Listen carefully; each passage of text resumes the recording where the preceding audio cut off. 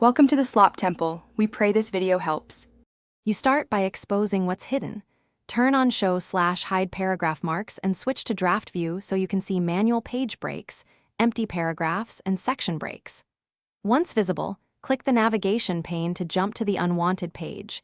This gives you context so you don't delete needed content.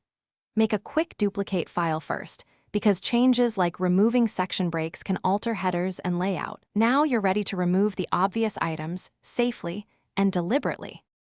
You now remove the structural items causing extra pages. Select a manual page break and press delete. For multiple empty paragraphs, use Find and Replace to replace PP with P iteratively until spacing is correct.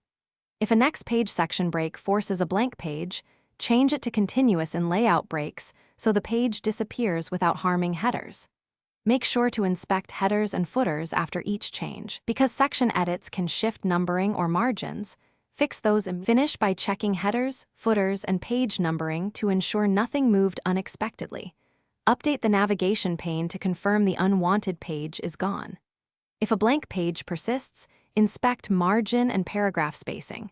Sometimes a large bottom margin or non-breaking paragraph holds the page.